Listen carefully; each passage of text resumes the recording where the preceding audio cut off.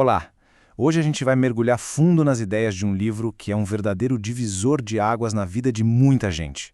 Os Segredos da Mente Milionária, do T. Harv Eker. Se prepare, porque vamos descobrir o que de verdade pode estar definindo o nosso futuro financeiro. Vamos começar com aquela pergunta que vale 1 milhão, né? O que realmente separa quem prospera de quem vive, assim, no perrengue? A resposta, segundo o autor, não está na faculdade que se fez, na inteligência nem nos contatos. Está em algo muito, mas muito mais profundo.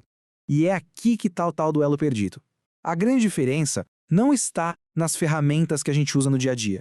O emprego, os investimentos, sabe? Mas sim na nossa caixa de ferramentas interna. Se o nosso modelo mental, a nossa programação, não estiver ajustada para o sucesso, nada que a gente aprenda ou faça vai ter um grande resultado. Esse é o conceito principal de tudo, o modelo financeiro. Pensa nele como se fosse a planta de uma casa, antes mesmo dela ser construída. Essa programação que fica rodando lá no nosso subconsciente e que acaba determinando de forma quase automática o nosso destino com o dinheiro. E para entender isso de um jeito bem claro, o autor usa uma analogia que é simplesmente brilhante. Vamos ver como essa ideia se constrói.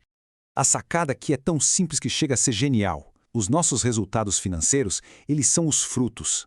Se a gente não gosta dos frutos que está colhendo, não adianta nada ficar só olhando para eles, tentando mudar o que já é visível. A mudança de verdade acontece lá no mundo invisível, nas raízes.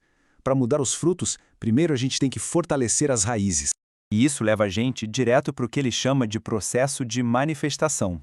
Olha só que interessante a sequência.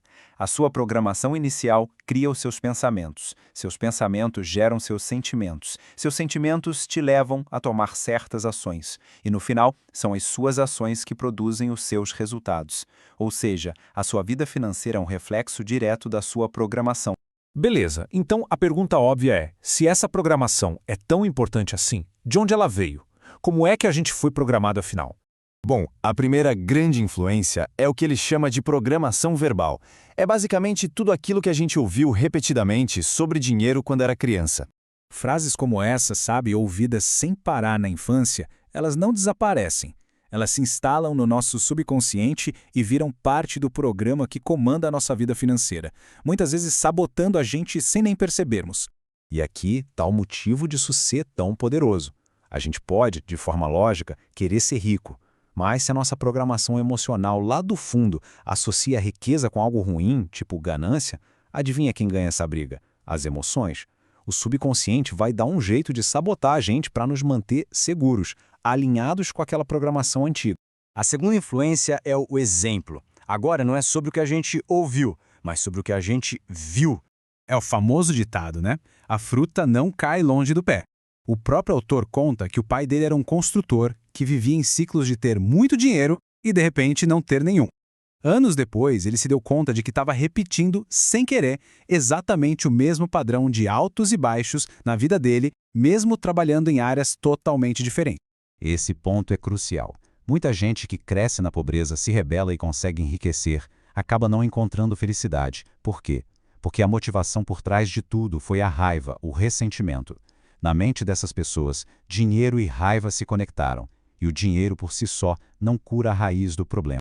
E, finalmente, a terceira forma de condicionamento, os episódios específicos. Sabe, aquelas experiências bem marcantes da infância relacionadas a dinheiro? O livro conta a história de uma enfermeira chamada Josie. Quando ela tinha 11 anos, ela viu o pai morrer de um ataque cardíaco durante uma briga muito feia por causa de dinheiro. A partir daquele dia, a mente dela associou dinheiro a uma dor imensa. Já adulta, ela se livrava de todo o dinheiro que ganhava, inconscientemente, só para se livrar daquela dor associada. Outro exemplo genial, a esposa do autor. Quando criança, a mãe dela sempre mandava ela pedir dinheiro para o pai para comprar sorvete. O que ela aprendeu? Que homens têm o dinheiro e que dinheiro serve para ter prazer imediato. Já ele aprendeu que dinheiro era para acumular e gerar liberdade no futuro. Essa baita diferença de modelos era a fonte de todas as brigas do casal sobre grana.